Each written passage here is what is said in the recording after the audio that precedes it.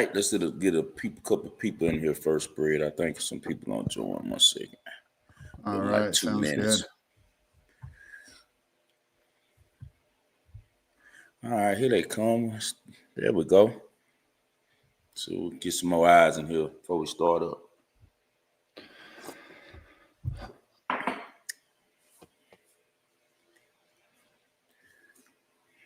Wait for one more. Let's see. Get to one more number.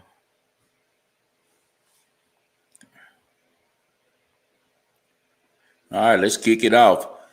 What's good, wagering world? It's your boy 5 Star in Vegas, and I'm broadcasting live as always from beautiful Summerlin, Nevada. This is the Wagering World, and I'm in here joined by my co-host, man, the OG of the show. He's been with me since day one, the only Sacramento Kings fan that I know. What's good, Spreader? How are you this morning? Man, I'm doing pretty good. Ready to talk about what we saw over the weekend, and then of course look ahead to what is it? NFL Week 8 coming up. Time flies when you're having fun. It is flying by, Spread, too fast because as soon as it's over, we're going to be geeking for it to come back. So we usually start the season really happy. Then it comes a little grind around this time, and Thanksgiving, you need a little break. And then when the Super Bowl comes and leaves, you get all sad because you know that your time of making easy money is gone. Rough weekend this weekend, but this is what happens. We had an outstanding weekend the prior weekend. That's why I called the show Mount Everest, because Nick Saban, he has a warning that he uses for all of his teams, Spread, and he says in the warning that more people die on the way down from Mount Everest than on the way up, so you can never relax. So, guys, we got to the top of the mountain last week, no losses, but we died on the way coming back down this week. So it's just a lesson to stay on your game, stay tight. Sometimes when it comes to this sports betting stuff, man, you're going to have off weeks. This was just one of those very public weeks. When the public wins, I don't win because I'm rarely aligned with the public. Usually I'm more aligned with the books simply because it's a reason that they have those billion-dollar, facilities around the world. And my boy Chappie, you already know, we're going to always say it's no such thing as a loss on this show. It's always just L's for lessons, man. So we're going to take that, apply it, take what we learned from it, see which ones were bad beats, bad breaks, and which one were simply bad handicaps, and keep it moving. So let's get to the pass real quick, Spread. All right, let's start on Saturday. The first game we want to talk about, Michigan first half -2.5 against Washington. Michigan blows the first half. I didn't sit down and watch college football till the evening, so I missed that one. What's going on and what happened there?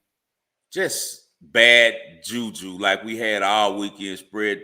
Michigan had a 7-0 lead, controlled the whole first half, missed a field goal that would have locked the money for us with about 2 minutes left, and then they allow Damon Williams to go down the field and get a touchdown right before the half, man. They stopped him a couple times and end up getting some penalties to keep him going. And you know how frustrating that is when you have a side and you think you're off the field and that everything's over with, and then next thing that you know, they get the ball back and that never ends well, right? So I think the books wanted that first half, man. We got caught up in one bad beat, bad break, bad handicap, just a bad break on that one.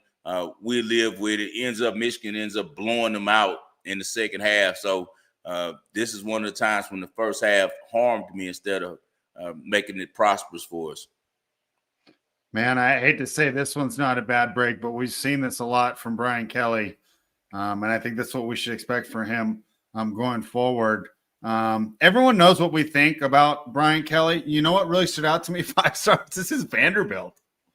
Right? I mean, aren't they always at the bottom of the SEC here? Talk to me about what's going on in there. And everyone knows how we feel about Brian Kelly, and we can go back to this if people really want to. But talk to me about Vanderbilt actually playing well. Do you think this is just kind of luck, and they're just hitting people at the right time, or do they finally have something going on in that program down there at Vanderbilt?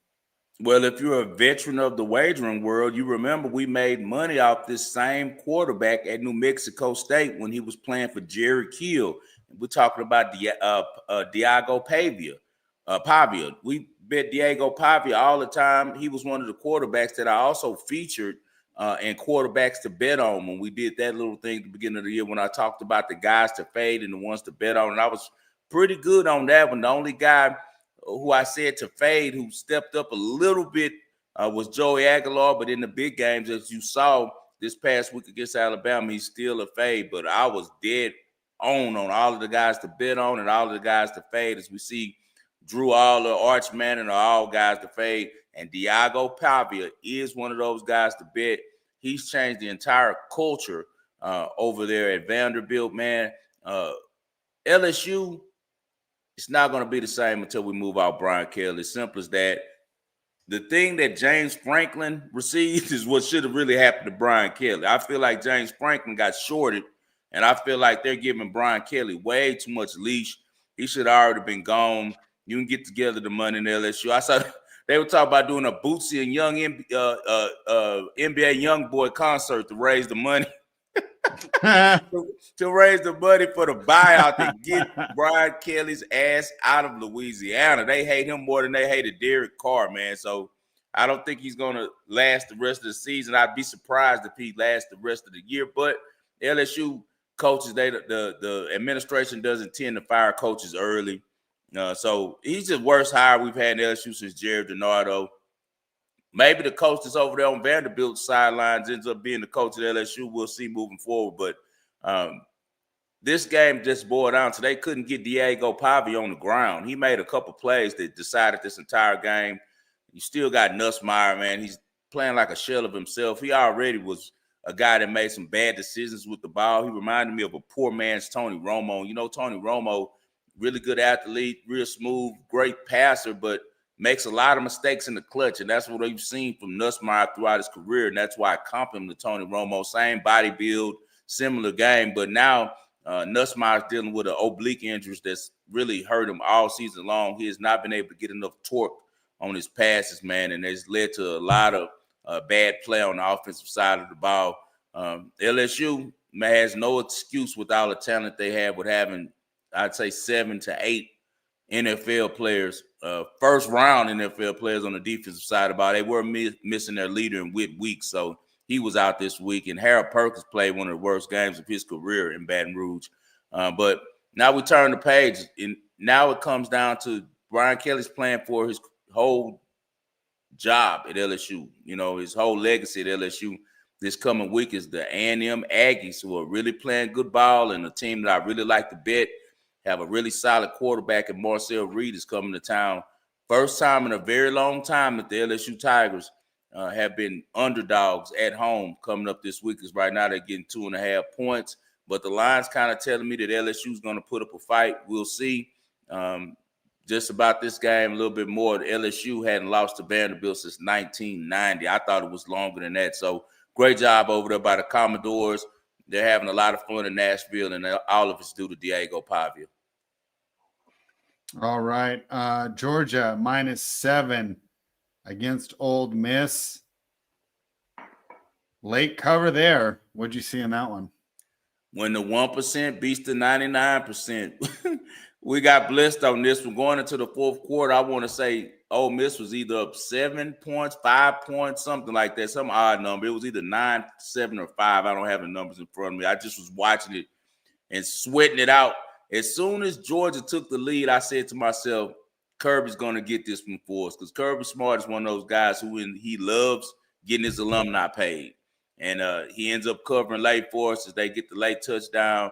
Shout out to Gunnar Stockton. He's the type of quarterback that Kirby Smart really likes. They were talking about today and we'll talk about that a little bit more when we break down the Jets' loss to Carolina, embarrassing performance there. People were saying that Kirby Smart maybe was on point when he got rid of Justin Fields. And I say this to those who think that about Justin Fields. Kirby Smart, defensive coordinator, head coach. Mike Tomlin, even though he played receiver, he's a defensive-minded coach, defensive coordinator in the NFL for Minnesota, head coach. New York Jets, Aaron Glenn, defensive-minded, defensive coordinator, defensive head coach. Chicago Bears, Matt Eberflus, defensive coordinator, defensive-minded, defensive head coach. The only time he had an offensive-minded guy was Ryan Day. So this is the type of quarterback that Kirby enjoys coaching. He loves good old boys like Gunnar Stockton who's going to cut up a little bit off the scene and run around and play hard on the field. And he showed up. As I told you guys, Trinidad Chambliss, he's a good player, but coming from Ferris State and going on the road in SEC is a lot different. And when he got in that fourth quarter, he was 1 out of 10, was unable to do anything as the Bulldog defense steps up. But that offense for Georgia is really, really good. Lately, everything's changed. Similar to his mentor, Kirby Smart is now an over guy. Like, you can bet the overs on most Georgia games, especially big games, because their offense tends to play better than their defense, much like what happened in the later years for Nick Saban as he evolved and start having less slug it out games and winning more with the offense. So just a great job by Kirby Smart, hell of a coach. Now we see what does Lane Kiffin do. Is Ole Miss big enough to keep a star as bright as Lane Kiffin is in the college football world? I think that he should make a move. I don't know if it's to Florida or LSU, but I think that he can do a little bit better than Ole Miss. All right. Let's move to the NFL.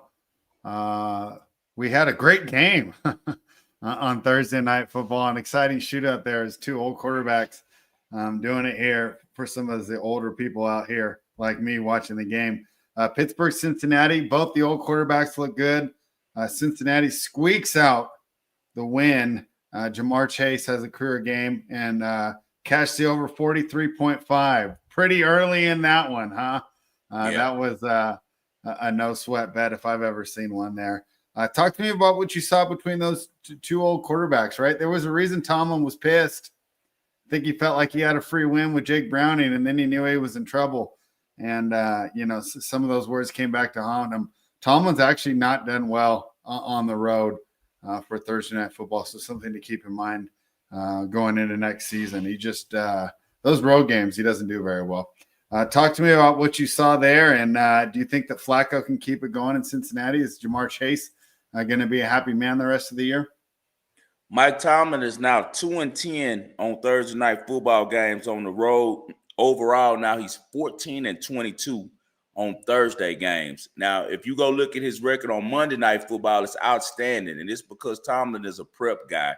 Very sharp dude, one of the smartest guys we've seen as a head coach in the NFL. That's why he's been there so long. That's why he's never had a losing season. Very, very analytical-minded guy that still also combines his intelligence with toughness. The Steelers, I don't know what was going on in that one. Sometimes the thing that does get me upset with Mike Tomlin in these type of games is because he kind of sticks to what they do, and sometimes you got to adjust things. That was the reason why he could never beat Brady. That's the reason he was upset when he saw Flacco coming, because he knew they were going to have problems with the Ravens. They could shut down Lamar because they know what Lamar is going to do. They do not want to come out of that zone defense that they play. That is complete ass. It's easy to beat if you're a good quarterback because there's so many holes in zone defense because nobody's putting a hand on the receivers coming off the line. That's why, like I said, Tom Brady used to just feast on the Steelers defense. Same thing goes on with Flacco. It's no adjustments made at all by the Steelers. They just continue to stay with one guy on this side, one guy on the next. They don't try to trail with Jamar. They don't try to double him. They don't try to bump him on the line. They don't try to make life uneasy. He's just getting these free releases. And Flacco's smart enough to go right to him with the ball. Impressive effort by him. Super impressive effort by Aaron Rodgers. You remember we talked about on the show a couple years ago that I felt like after a couple years we would see this season more of the Aaron Rodgers we saw in the past instead of the guy we saw at the Jets. As you saw, he still has a little bit of athleticism. He's always had some of the best feet in pro football, and we saw a little bit of that in this game. He made one throw to the tight end that gave him the lead that was old school, vintage Rodgers. I jumped out the chair when he did it, man, because he rolled a little bit, and he throws the ball on a rope 45 yards down the field, a strike, and they end up getting ahead, a play that only Aaron Rodgers can make. So for the Steelers, things got to be looking up because you actually have Rodgers playing as good as he's played in a long time.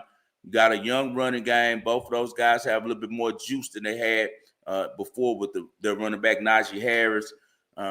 Seems like Aaron Rodgers and DK Metcalf have a great connection, but boy, their defense they're going to have problems with their defense. Those guys are really long in the tooth. They're really old. I don't understand Jalen Ramsey thinking that he could match up one-on-one with Jamar Chase. He took him to the woodshed, man.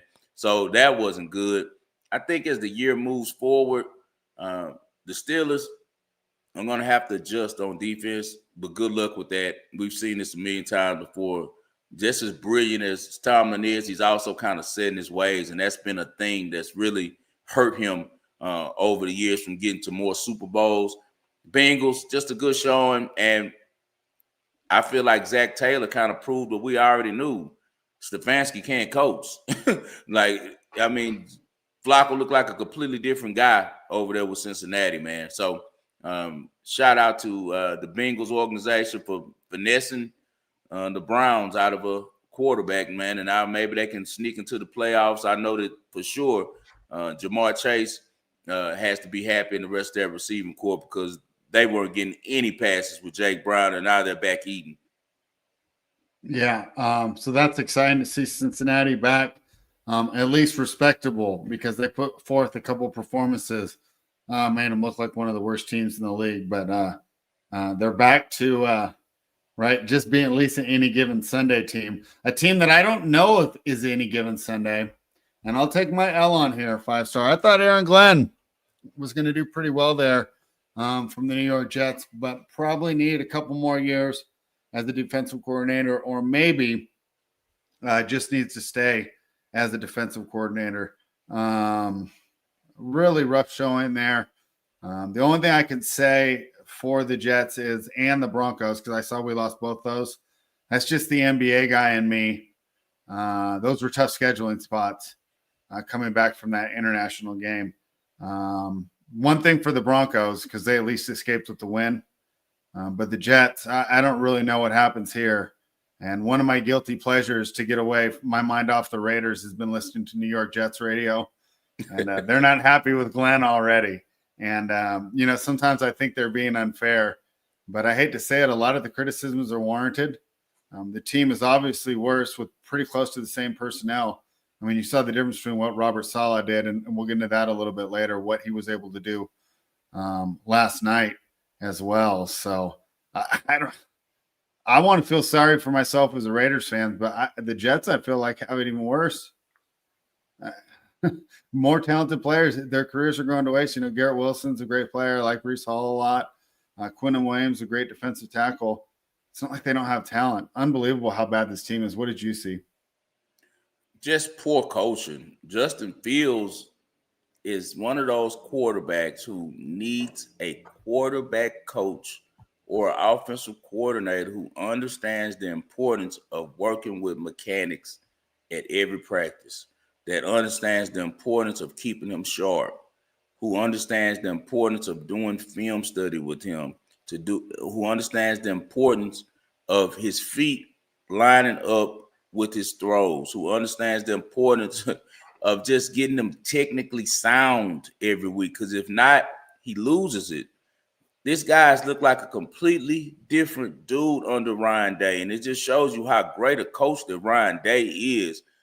I don't put it all on Justin Fields. I feel like he's not being coached right with the Jets. Unfortunately for him, he went to 3 organizations in the NFL, and none of those organizations are quarterback friendly. They don't develop quarterbacks well over the years.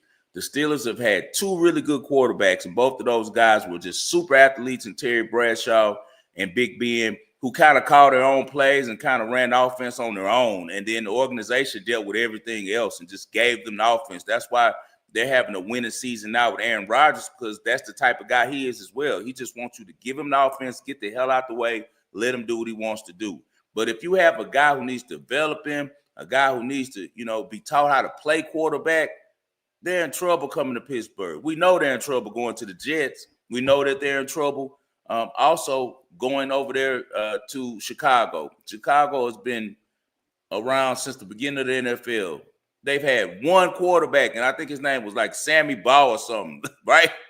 From like the roaring 20s. Like, they have not developed the quarterbacks well, man. And Caleb Williams, he looks like ass too. You saw yesterday against the Saints, he didn't do anything. They won because of the running game and the defense. So Justin Fields, just when the 49ers passed up on him, that changed his whole career trajectory. Now he's going to be one of those guys who's passed around, because I'm sure after they fire Aaron Glenn in the offseason, they're going to probably trade Justin Fields or cut him.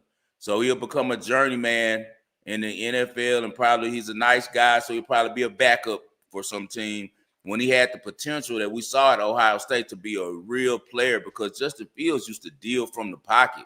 If you watched enough tape on him in college, you saw that. Carolina, Dave Canales is doing a good job with their team. They're highlighting what Bryce Young can do. They're protecting the ball. They're running the ball really well with Rico Dowd, who's shining since he left the Cowboys over there. He's giving them a real offensive weapon. Him and Keyshawn Junkins are probably playing the best out of all the running backs in the NFL right now. I put Javonte Williams for Cowboys right up there with them as well. But Carolina just was a more sound, better coached, more prepared team.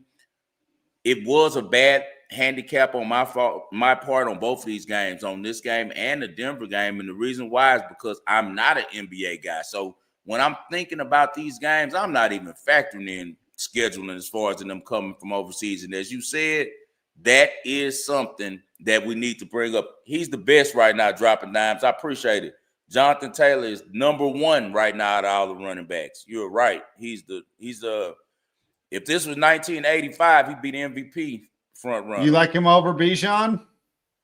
They're right together, man. Both of them are nice. It's tough. Bijan McCaffrey kind of reminded us last night too. We can't leave him out anymore either. Bijan and McCaffrey. McCaffrey. Did I tell you about? I met McCaffrey and Bijan together. Shout out to my boy Bobby Williams. If you guys are ever in Pacific Palisades out in LA, he has a beautiful facility right on the Pacific highway right there, man. Beautiful facility called Stratosphere. And it's a workout place. And Bobby was a mountain climber. So since he did mountain climbing, he developed all of this high-tech, cutting-edge technology where you can get the same lung exercises from climbing mountains, but right there in his facility.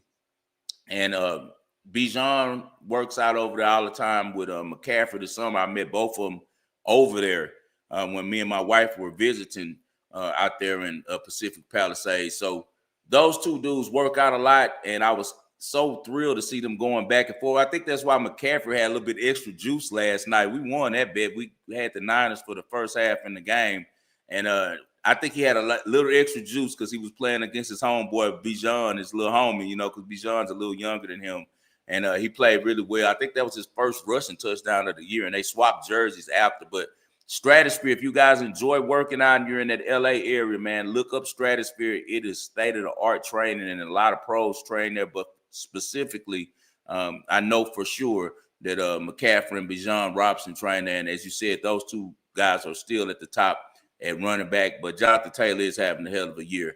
But back to this game, just the Jets are lost, man. They're not the team that they were.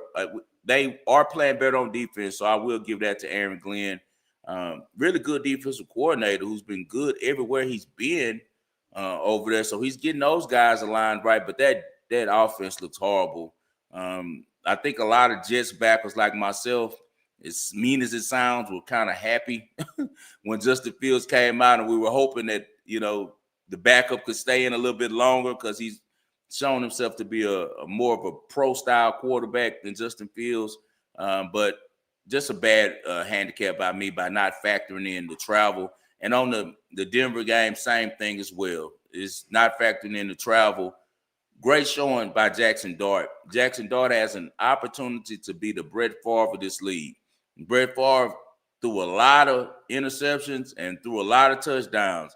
Had a lot of highs, a lot of lows. He was able to get one Super Bowl. If Dart can bring the Giants one Super Bowl, he's had a great career. So I think that he's going to have a trajectory much like Brett Favre. I see the entertainment aspect. I see the crash dummy in a good type of way aspect about him, kind of like Brett Favre, where he'll go all out. He's not afraid of contact. And he's just out there hooping, man. He's playing. So shout out to Jackson Dart. He continues to impress me with figuring out ways to get it done, even though he's not the best guy from the pocket. And they're doing all of this without Malik Neighbors. So I think next year we might see a jump in Jackson Dart. Bo Nix going through the sophomore slump. I never was a big Bo Nix guy at Auburn, but I really was impressed with the jump that he made with his ability to run the offense at Oregon. Probably was the players around him, probably not getting hit as much, out in the Pac-12 when you got the best offensive line. But now with the Broncos, Sean Payton has, schooled him, gave him a really good foundation to be a pro. He is having a little sophomore slump slightly because now people are getting more and more film on him. But what never lets Bo Nix down is his competitiveness and his ability to use his athleticism. And that's the same thing that I saw in Dart. Two young guys who can run around and are a lot more athletic than people think. So that was a really exciting game. Feel really bad for that kicker for the Giants, man. Misses the extra point. And I heard that Dayball chewed him out, and you could tell Dayball's not a nice guy. Like I heard he talked to the kid really bad. And I don't know if they've cut him yet, but I'm sure he'll probably be on the waiver wire this morning. But that Giants and Denver game was outstanding. And the guy pointed out to me who follows me, I think his name is Stephen Harrison, if I'm not mistaken. Usually he's into the show. He might be at work or something and catch it later. But he pointed out to me that how poetic it was that it was Demaryius Thomas Day, rest in peace to that legend, and they were retiring his jersey. We saw Peyton Manning was really shook up about that, and he got emotional because they hung his jersey right next to Peyton's, and he was Peyton's wide receiver one when Peyton Manning was there. And when Peyton Manning broke all of the records for single season touchdowns, a lot of those went to Demaryius Thomas. And he died tragically way too young at 33. And how poetic was it that the Broncos won this game with 33 points? Foster, I'm going to tell you something, and you're never going to be able to unsee it.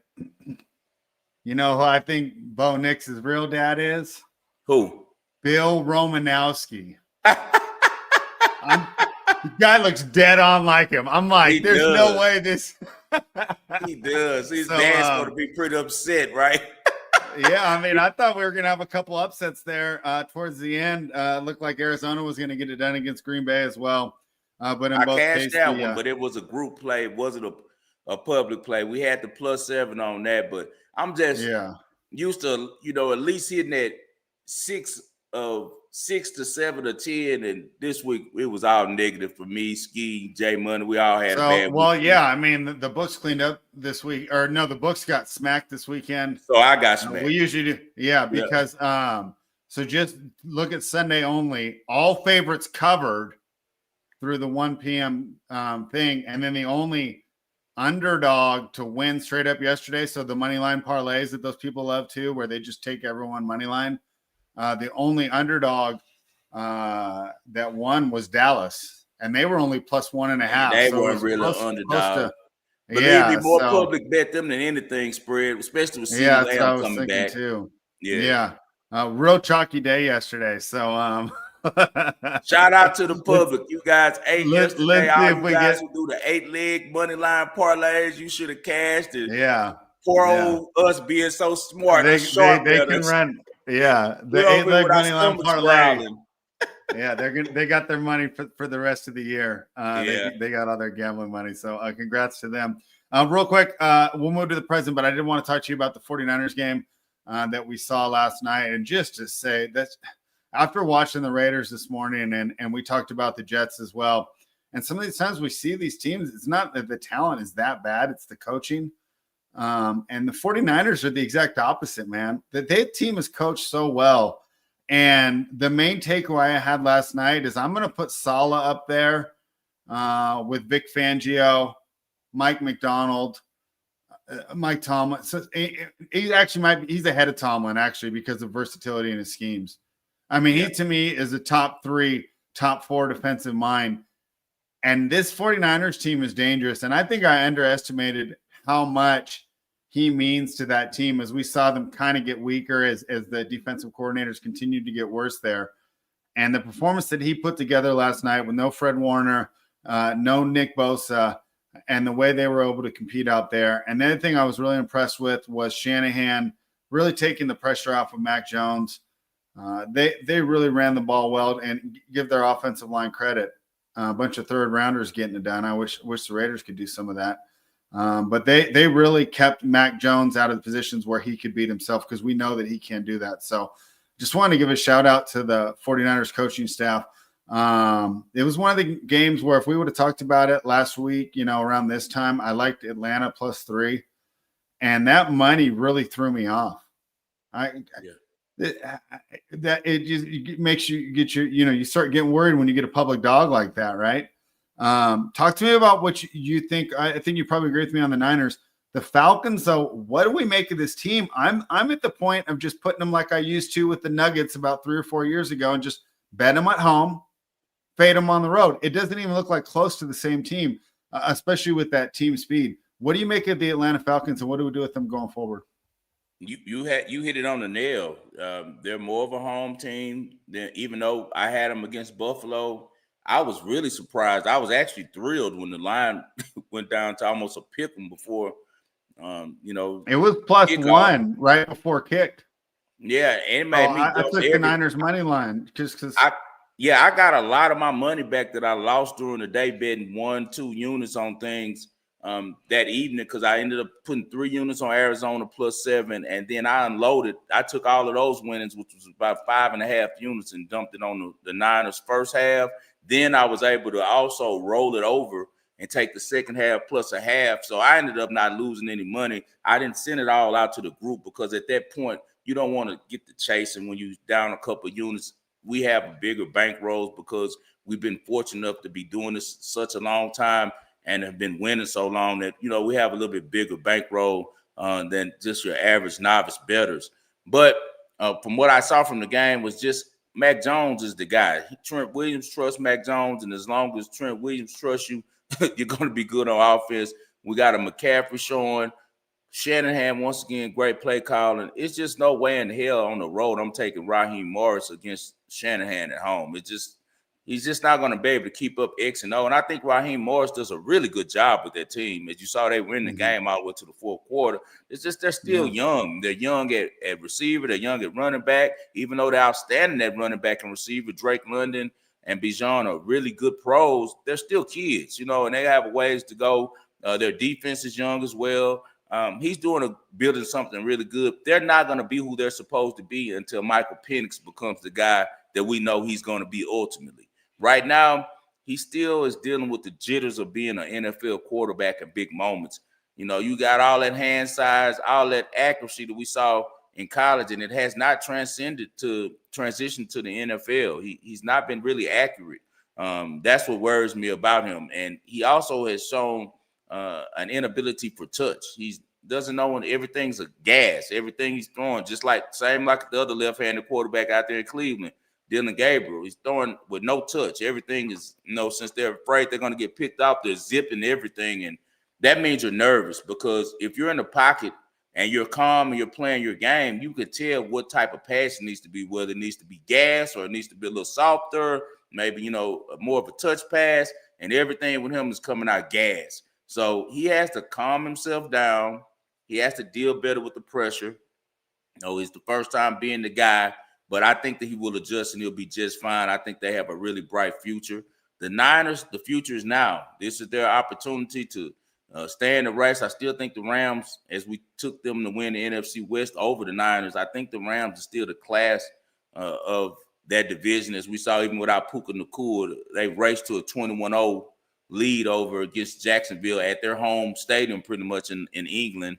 And I'm so ticked I missed that game, because I wanted the Rams first half -1.5 and for the game -3. By the time I woke up, it was 21-0. I was so ticked. I'm like, man, I usually could wake up on time, but I guess I was up a little bit too late with the wife the night before, and I woke up late. But the 49ers are okay, because they play the style of defense that they play. The style of offense is still the same. It's the Shanahan, Robert Saleh combo. They play really good together. I'd say that they're the best tandem, right up there with my guys in Minnesota, Kevin O'Connell, and my guy Brian Flores. Even though they lose to the Eagles, you saw that Brian Flores has figured out how to stop the tush push. Yeah. Yeah, that was a fun game too, with the Eagles and the Vikings. And I think, my final takeaway is it just shows how important coaching is, because with the salary cap, with these guys moving on so quickly, so many talented players, right? We talked about, the Jets and the Raiders. I mean, the dregs of the league, the Titans, right? There's 3 of the best defenders in the NFL, and Max Crosby, Simmons in Tennessee, and Quinnen Williams. I mean, these are 3 top players, and it just doesn't matter. It shows you how important coaching really is. Do you want to answer that question, and then we'll move on to the present? If you would just DM me on X, if you can't DM me, just hit my @ and I'll DM you and speak to you about that. I do have 2 slots that open. Who is this guy? Didn't send it to the group. You in my group? I don't think you're in my group. I don't know you, but no, I didn't send the 49ers game to the group. We decided to wait till tennis, and on tennis that night, we went 4 out of 5 on tennis. But no, I did not send that to the group. I don't think you're in my group though. All right. Thank you, bro. Let's talk about talk about tonight's games. Yeah. 5-star. I do content early. Like, for example, I'll give out my picks tomorrow with Tyler. And one of the ones I gave out last Tuesday, and I wrote it up too, was the Lions at -5.5. But the more things are going on, the more I'm a little worried about this pick. I don't think they made the total very easy either. 52.5. It almost, I like betting under in primetime games, although lately Sunday night's been more of an under night. Monday night's been more of an overnight. But it almost feels like they want me to take the Bucks here and the under. My initial lean is towards the Lions. Should I stick with that initial lean? Just the idea they're coming off a loss. We talked about the Falcons being faster at home, and the Lions are the same way. I think the Lions probably a little better on the road because they have so much more experience being a top team. But the same deal, the Lions at home, they average over the last 2 seasons, I think 37 points a game at home. I mean, this team puts up points, so I shouldn't be afraid to lay it with them. But, boy, after yesterday, I'm thinking there might be a massive comeback here for the books because I wonder how many parlays are closed out with either Lions money line or Lions -6. Your thoughts here on tonight's game between the Lions and the Bucks? We're on the same side. I like the Lions as a home team. I love Dan Campbell coming off a loss where they didn't show up too well on prime time against Kansas City. We also know Jared Goff is a really good prime time quarterback as well. I think that a lot of money is going to be on Baker Mayfield. I think that people are in love with the Baker Mayfield story, his ability to come back, and a lot of dudes to bet are going to say, shit, Baker getting 6 points, I'm going to have to roll with it and try it. I do think that the Lions get this one done, and I am laying the 6 points on this one. I will be playing the Lions tonight. That's actually an official play for me. I'm just a Dan Campbell guy, man. So he knows that they have to get a victory tonight because the Packers won yesterday, so they're going to try to keep up with them in the standings.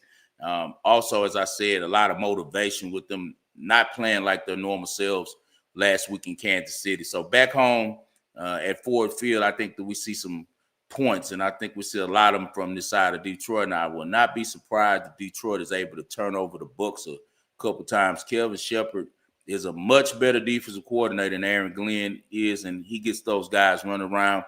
I hope that Kelvin Shepard is considered for the LSU job. All right. Oh, total moved to 53 offshore while we're talking here. Exactly. And I had that one took. Dan Campbell is 11-0 against the spread after a loss since 2022. Great job. Shout out, this Cab. Total here, 53 now, 5-star. It's moving up as we speak. You can only bet the over on this game. It's kind of like the Cowboys and Washington game. Like, it doesn't matter what number they put up there unless they're putting 70. It's all doable on that turf and with these two teams. And the Bucs are going to have both their receivers, all 3 of their receivers tonight, I think, right? No, I don't. So is Mike Evans not playing? I don't think Evans is going to play. Let me double check. I'm pretty sure Egbuka and Godwin are out for sure. And let me see if we have some Evans news. I got to scroll all the way down in it. They got Egbuka questionable. Godwin out. Irvin out. Mike Evans still questionable. Egbuka still questionable, actually. Yeah, I think that one of those guys or both of them might play. I wonder if they're reacting to the news here. All right, yeah, because if Ibuka's in, it definitely helps the total for going over the number. Tempe And is says he 3-0 likes on the the road this team year. total spread. That's a good look too as well. Well, The yeah, team they average total probably, 37 points at home, and my what guess is it, is out of 26 and a half? 62, it's probably like 28 and a half. That's high, but Um, I think they can get there. And then my let's see. guy Ant says, "What you think about sticking with the Lions first half? Let the market shake out a little bit, Ant, because the Bucks they can score. So you might get in a situation where um, it's a tie ball game at halftime or 3 points or something like that dealing with Baker. Let it shake out a little bit more. I'm never against the first half though. Drop a Dime says he likes the first half too. So a lot of people like the Lions first half. They have been a really outstanding first half team. I just don't want to make it an official play on the first half yet. There's a couple things I'd like to look at right before kickoff, especially with the information that I get with warm-ups. I need to see how guys are warming up. If Jameson Williams is looking like he's coming to play, if Jared Goff looks sharp in pregame, if Baker looks like he's sharp, those type of things, this type of information that I get right before kickoff. I'm looking right now. I don't see any updates on both those guys who were questionable. So Shame that's Lindsay, definitely shout out something to be Shame. He looking is at. always in here with us. He says Evans is expected to play. He says Okay. Godwin is out, and he says he Yeah. expects Egbuka. It says 60% he will be there. Okay. So yeah, it's a true questionable. Okay. So that's enough for that game. Let's move on to the other one. One of your favorites take the field, and it actually is a team that it's making you a lot of money and that you've been high on since we did our offseason previews. Mike McDonald and the Seattle Seahawks will be at home right now, laying 3 on my offshore, but you can get a 3.5. I think it's going to fluctuate for the rest of the day. So if you like the Seahawks, bet the 3 right now. I wouldn't be surprised to see a 3.5 hit the board because I've seen those up there all week. Houston Texans, 3.5, depending on what you like. Total of 41. I have less conviction on this game. I actually think this is a tough game. I think it's because these are two teams that I both believe are undervalued. The Texans, of course, because of their slow start, and the Seahawks just because if you took out the stats, we would love Sam Darnold, but that name and what we've seen from the Seahawks as a franchise kind of being inconsistent, getting off some hot starts before and then returning to earth. So maybe a little bias there. But what do you think when the Seahawks take on the Texans, 5-star? Well, I told you guys like on Thursday on J Money and Friday when skiing out, this was my biggest bet. I'm out there heavy on this one. I got about 10 units on the Texans plus 3.5, and I'm probably gonna bet. If the number's so low, it might not even be worth taking the money line because I think it's like plus 120 or plus 115 because the books know that they could very much win outright. Offshore, I got plus 150 for you right now. That's what I So need. So what check. I'll do is when we get off the line, maybe I'll shoot you something and we can figure that out because I'm looking for a plus 150 in town. There's nowhere to be found here in Vegas. And Really? they got me a little ticked off on betting on them anyway, man. I took a bet last night at 12 o'clock on Caesars and lumped them. I'm talking about hit them on a plus 450 for a nice bag, and they've been holding my money all day. They have not cleared it, and I had all types of bets this morning to bet on tennis, so it kind of upset me. But back to this game, I think that the Texans are more undervalued than Seattle. What I worry about with Seattle is what's their identity, right? Like if everything boils down to it is, I guess it's Darnold and Jackson Smith and Jigba, right? But I think that D'Amico is the perfect defensive coordinator to give Darnold some issues and bring back out the old Sam Darnold that we're used to seeing. We know that if you take away his first read, you put some pressure on him with 4, he tends to make some bad, mistakes with the ball and make some bad judgment plays. And I think we'll see a little bit of that tonight.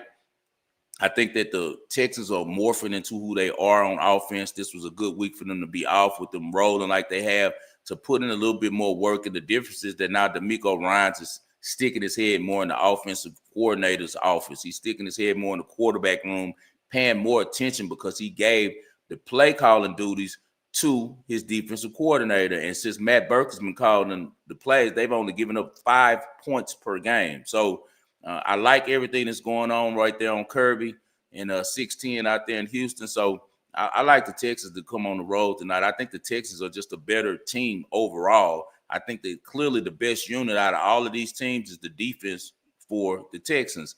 I expect a really, really focused Derek Stingley. I think a very focused Lassiter, who are the best cornerback combo in the whole league. I think that we see some pressure from Danielle Hunter. We see some pressure from also from Will Anderson, as long as the linebackers tackle for the Texans. That's been their only issue, is who can they trust their middle linebacker. You can go with Tuatu, who's missed way too many tackles. Then you got EJ Speed, who came over there from the Colts. I like him a little bit better. So we'll see who they run with at the linebacker position and who does D'Amico trust the most. I think that this is a game where we're going to see a lot of Nico. When Nico and CJ are right, they're hard to take out of the game plan. We're seeing Nick Caley do a lot better job on these play designs, and I think it also has a lot to do with the evolution of Woody Marks. Woody Marks is a really good running back. Appreciate that, Ant. That's what I need to see. So I'll go downtown and drop to the circle. My guy over there, Mr. Stevenson, that's my homie. He'll let me put something down over there. He'll let me make a good bet. And Sheem Lens agrees with me. That's all they have, because I do not trust their running game. Kenneth Walker is actually a great player. He's just not getting no run. I don't know. And that's another thing. It's the offense spread. It's Clint Kubiak. Clint Kubiak is D'Amico is really, really, really familiar with that offense. You know why? Yeah, that's a good point. Because he was with the board. He broke down on Monday. He told he went to the podium and kind of described the offense better than they could. Because you know, he came up playing for Coach Kubiak. So he saw that in practice against it all the time. Then he becomes the DC for Shanahan, who is a disciple of his dad. His dad gave that offense to Kubiak, Gary Kubiak, who was his Gary Kubiak, his the backup player for Elway for 15 years. I can't believe they don't do that more often with how important the backup is. Just let the same guy be your backup for 10 years. And Gary Kubiak gave the offense to his son, Clint. So it's all like this is all the tree that D'Amico is really familiar with. So he says that he knows they're going to try to run him, beat him on the stretch runs, and then come out the stretch and bootleg what they've been doing all year. And they're going to jump on the short stuff where the first read that Sam gets when he pulls it out on the bootleg is over in the flats, that banana route, and he's going to end up having to go down the field, and that's when the mistakes are going to happen, tip balls across the middle and things like that. So I like the Texans on this one a lot. I'm real heavy on the Texans on this game. I think that the nation is going to see this tonight, that this is the best defense in the NFL.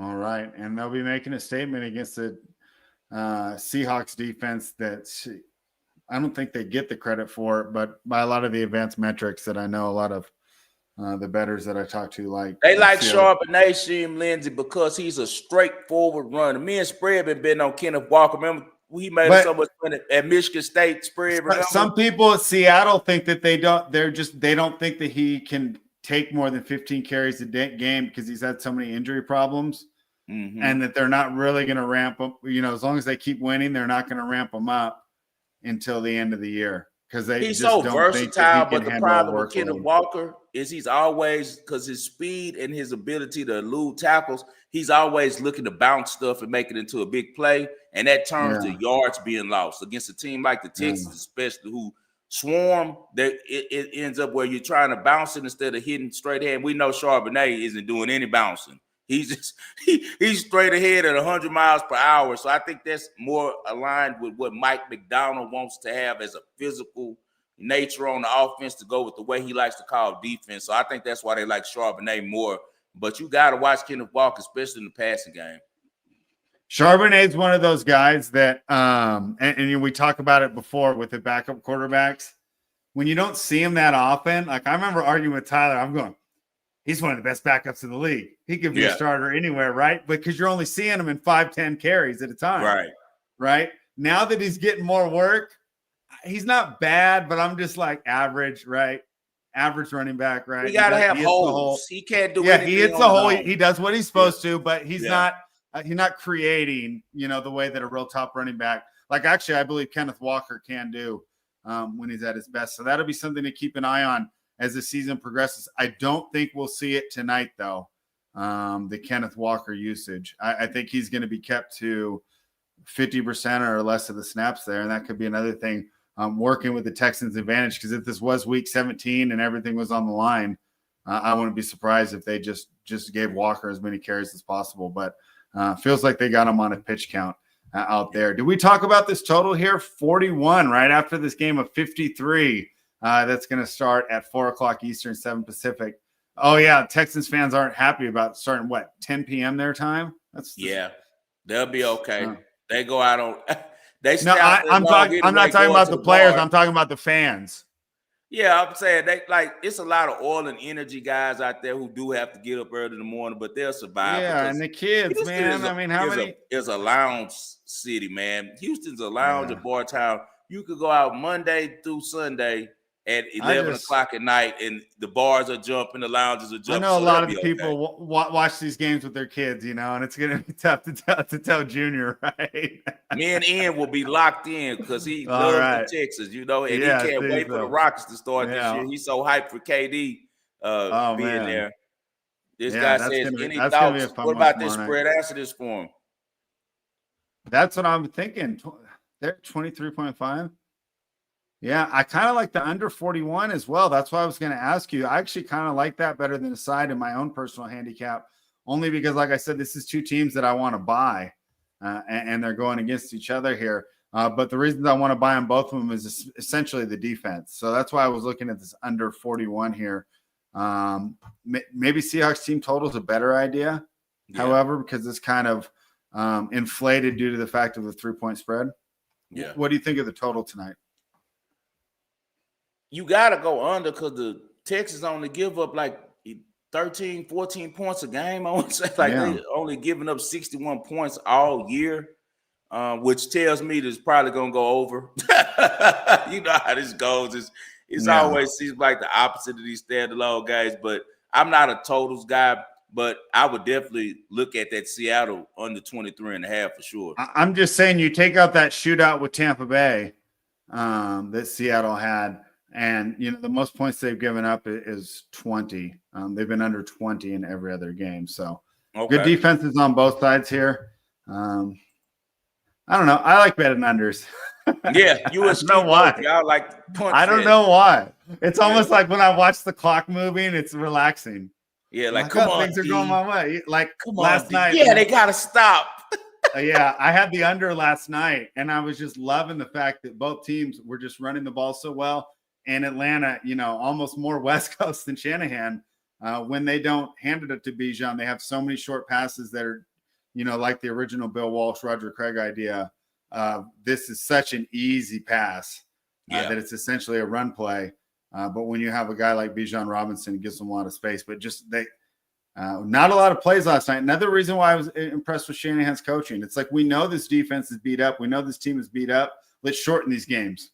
Yeah, we don't need 95 plays in a game. Let's try and get out with 80 plays or less. Anything more on the Texans game? No. Let's get to the ball and parlay.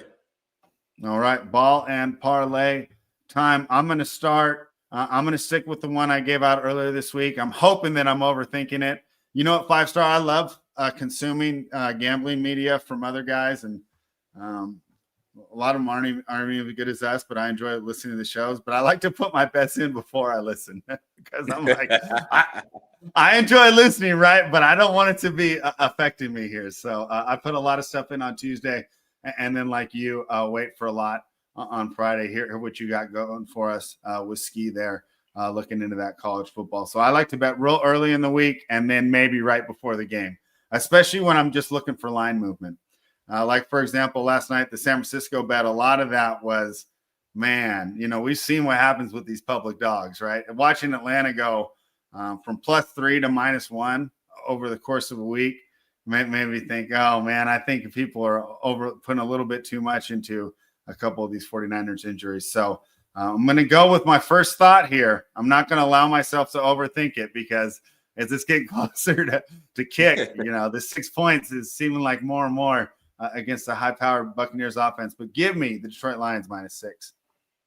All right, you got it there from spread. He's going with the Detroit Lions -6, and I will be also on the bandwagon with him on that one. You guys already know I got the Texans +3.5. If you've been watching all week, you know that that's a play for me. And as always, I got to give you guys some tennis as well. Let's go to the Tokyo. We're gonna go with my girl Sonia Keenan, Sophia Keenan, but her nickname is Sonia. So Sonia Keenan, not the player she used to be. She's been having some mental struggles and things like that. Heavy crown to wear when you're successful. You know, I said that the show is called Mount Everest because more people die on the way down than going up. And that's the situation that Keenan's going through right now. Just had a difficult time since winning that major at the Australian Open. She was really hot before that. Was a runner-up at the French Open and was a top 10 player. And the last couple of years, she has not been a top 10 player. She's barely a top 50 player now. Her dad's had a lot of matches, but she still can turn it on when necessary. And especially with this number being -140 for the first set, I like her a lot. She's going to be facing off against Mayuka Uchijima, who's a young girl, 24-year-old from Japan. I would not mess with her for the whole game because I don't like the line for the game. The line is telling me that it might be a little closer than people think, might go 3, but Uchijima is one of those girls who I fade in the first set always. For some reason, she doesn't start fast, and Keenan should be able to break her a couple times in the first set and get the first set out the way. So let's go first set with Keenan against Uchijima out there in Japan. And then also we're going to go to Guangzhou to the WTA2 as well. Another girl, it's all based on how they start. Alicia Parks, beautiful girl, great body, but man, she's a head case. She doesn't start the game at all fast, and she's playing against Tomjanovic, who's a veteran, really loves playing on hard courts. I think that she'll be able to get the first set at least, and probably the whole match against Parks, but we're just going to go with the first set with Tomjanovic at -240. So take those two, and also we're going to take the Houston Texans +3.5. Anything for the people before we get out of this spread? Yeah, let me jump in here. Funk's got the question. Any thoughts or plays on the Rockets game tomorrow? I think it's an under game. I'll tell you why I like Wednesday a lot more than Tuesday. We won't go over Wednesday right now, but I'll tell you my concerns with betting each one of these games. So Houston Rockets +7.5, right? You look at that. Oh, right. I think the Rockets are pretty close to being as good as the Thunder this year. 7.5 seems great, but think about how these playoff games go, and just also think about how the Thunder did as home as favorites, especially. Average margin of victory last year was double digits. Also, Kevin Durant's first game with the team, the Thunder don't have any changes at all. So if you did like the Rockets, and I don't, I would look towards the Thunder here. But let's say you did like the Rockets, I would play them first half because I think this might be one of those things where they're going to come out excited. KD's got the whole summer of rest. I don't think he was even in the playoffs last year, right? So plenty of rest for him. He's going to be excited. I'll bet you he starts out hot. I could see the Rockets taking this one close into halftime. But overall, I like the Thunder there, but not enough to bet it. Just looking, there's so many better spots on Wednesday night. Total 227.5. I hate you asking about the under game. You know what? And that was a play for me for a while. Was the under 227 unders on the opening week. Just the idea that these teams, a lot of them were still figuring things out. They're playing a little slower, pretty excited because, they put a lot of these rivalry games on to start their first week. However, over the last couple of years, that has not worked.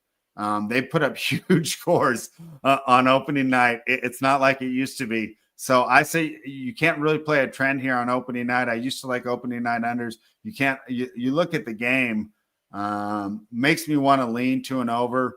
But I feel sides are easier to do before we have data than totals. So staying away from that one. Warriors and Lakers. That's an interesting game here, right? Warriors were actually playing at a first place clip there for the part of the regular season that they both had Butler and Steph in there. Be interesting to see how they're doing. Favored on the road. However, I think the Lakers might be a little better, at least, in a short-term game, short-term situation without LeBron in the lineup. All the usage, right? The Luka props, they're not going to be able to put them high enough. And it just makes the team a little better defensively. The only place they get weaker is just that they can't stagger the two and can't have 48 minutes of elite offense. So I can make good arguments on both sides there. Same thing with the total here. Lean towards the over, but I'm going to stay away from totals for a week. So that's a quick NBA breakdown of what I see for tomorrow night. Like I said, though, those games are exciting. They're going to be fun to watch as fans. I think we're the real pros. We're going to jump into action here is going to be on Wednesday. Some of these more boring games, like Hornets versus Nets, right? Not very exciting, but I actually think there's a bigger edge in that one. So that's a quick NBA breakdown for you guys. I look forward to the NBA. I bet the NBA the first month when everyone's back healthy and happy and ready to play, then I back up off of it afterwards because now you get into the long, drawn out, season. And the same with baseball. I love betting baseball in April. When they first start, I always am able to find winners because you're getting the best of both teams. And if I got everyone playing and everyone motivated, I can pick some basketball. I can pick some baseball. The problem is when you get into all that extra work that you guys have to do with NBA, which is travel and how many days they've been off, and I don't like doing all that. I just want who's sitting, who's questionable, I just which coach lies, right? Like I mean, right. Doc Rivers used to kill us in Philly with his Embiid's going to play, and then he's ruled out, or the opposite. He's not going to play, and then all of a sudden people were texting each other. Why is he out there in shoot around? I thought he wasn't going to play, and they would change their minds. So, I know what you're saying. What I can say though, Spread, about that OKC Rockets game. Usually in those situations, the team that's the defending champion doesn't have as much edge. It seems like if they're playing a team who's also trying to take the crown from them, who cares about the game and wants to make a statement. Sometimes we've seen in the past where, the team that's getting the rings that night loses. OKC is a really talented team. I've been watching the starting five, learned a lot about, I already knew all that stuff about Harden because he's good friends with a girl, Molo, who I kind of like mentor. She was like a young girl running around my wife when I was still in Houston. And now she's like over Harden's whole program. She's like his manager's best friend, and she was on there a lot, so it was good to see her on there.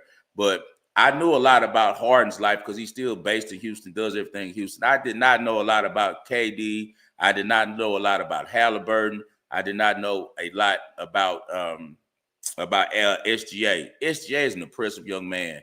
He's one of those few guys who's confident without being arrogant, and it exudes through him and exudes to his team. And I see why he has a really confident dad. He got a dad who's kind of, still carries himself like a young man, and a mom who was a track star as well. So SGA is just really impressive. So I won't be fading him because I know that he's going to have that team ready to play. He's the clear, uncut leader of that team, has done one of the most outstanding jobs as being a leader in all of sports, because people don't remember when he went to OKC, nobody wanted to be there. And he didn't run from it. He stayed there and did something that Harden, KD, Chris Paul, Westbrook, none of the guys who came to OKC could do, and that's bring a title to that market, to Oklahoma City. And I know that they love him out there, and they have the right type of guy. They also was breaking down some film showing his footwork. Even though he isn't as athletic as Kobe, boy, he sure does have Kobe's fundamentals down as far as in footwork, spins, offensive moves. He's a great player, and from watching that show, I became a much bigger fan of SGA. I don't like the Rockets starting lineup spread at all. I don't like the fact that they're going all bigs to start the season. They're going with Amen Thompson at point guard. I hate that because now he's going to have to deal with bringing the ball up, more energy. I like Amen off the ball.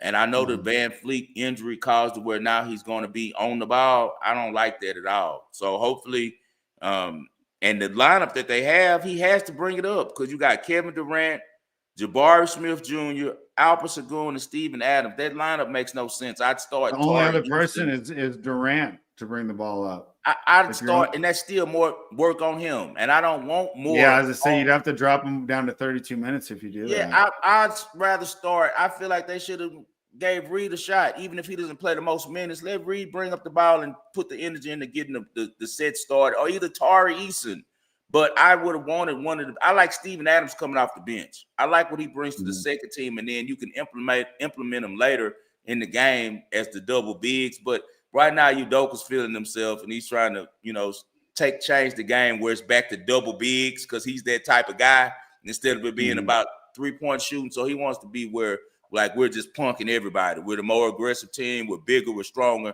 and we play defense. But I think that Jabari Smith is going to have a huge leap this year. Jabari Smith looked really good in the preseason.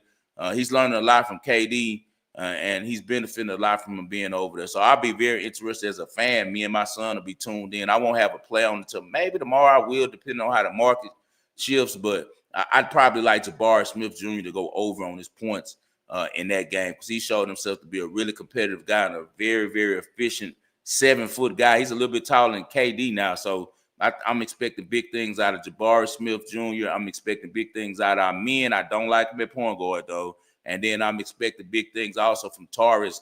KD takes a pay cut so we can sign Tari. I think if they haven't done the deal, it's on the way to getting done. But Tari Eason is a really huge part. And if you remember when they first drafted him, you and I couldn't believe how lucky the Rockets were to get him in the position that they got him in the draft. So for everyone who watches the show, a lot of stuff that we talk about years ago always come, to fruition. So this is a show for sports bettors and for real sports bettors. We're a really niche community, but we're a tight community, and we love to sharpen each other, man, because iron sharpens iron. As always, I dedicate this show to the greatest future sports fan I know, and that's my father, John H. Lindsay. I'll continue to do this for you, Dad. And I also want to say rest in peace, man. We lost a couple people last week. We lost yesterday. We lost Doug Martin, who was a really good running back for Tampa Bay, but I remember him being really good at Boise State, man. So rest in peace to him. Unfortunately, at 36, he leaves this earth. And then also the previous week, we lost D'Angelo, one of the best R&B singers in all of the game, one of the most innovative guys. He only put out a couple albums because when you're good like he was and you're talented like that, that's all you need. He was such a perfectionist. He only felt like that he could deliver at the level that he wanted to put out, the type of art that he wanted to put out, those two albums, and they're unbelievable, man. His first album, Brown Sugar, is a complete classic. I still listen to it. You can just let it play. You don't have to cut it off. So he died, unfortunately, I believe it was 54, pancreatic cancer. So you guys stay healthy. I posted earlier in this week what I take every morning. Not saying that, I got a complete perfect bill of health, most is prayers and just, the blessings of the Lord keeping me safe and healthy. But I try to do my part by taking certain vitamins and by jogging and working out daily, man. And you guys try to do the same because we only get one life and one body to take care of it, Waging World. It's always us versus the machine. We'll see you guys on Wednesday.